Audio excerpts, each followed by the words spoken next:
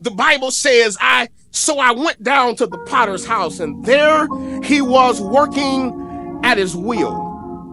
Notice, if you will, church, the sovereignty and power of God.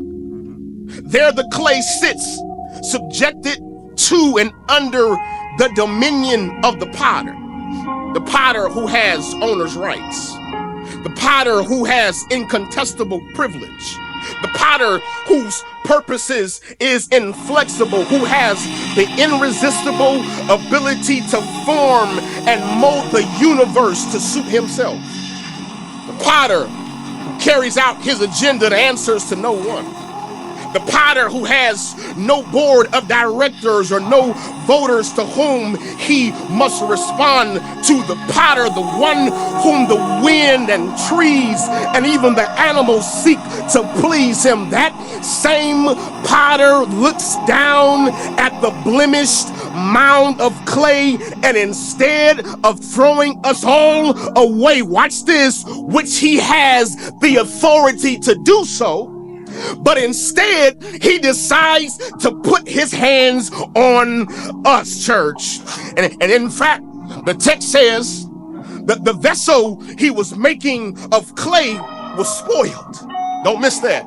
That word spoiled in the Hebrew language here means to ruin. It means to destroy, to pervert, to corrupt, to become corrupt, to wipe out. The writer says spoiled clay.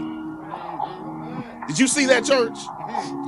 And yet, down at the potter's house, on the wheel of creativity, when the world looks at us and sees useless material, we shout today because God looks at us and sees potential and an opportunity to make us over again. And that, my friends, is what happens when we accept our inability to be both the clay and the potter, and grant the Lord permission to exercise his artistic prerogative. It is then we become beneficiaries of his grace, his mercy, and his imagination.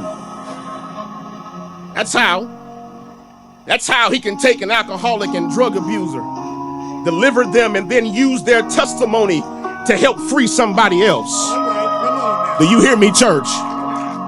That's how he's able to take a gangster or a prostitute and call them to preach his word.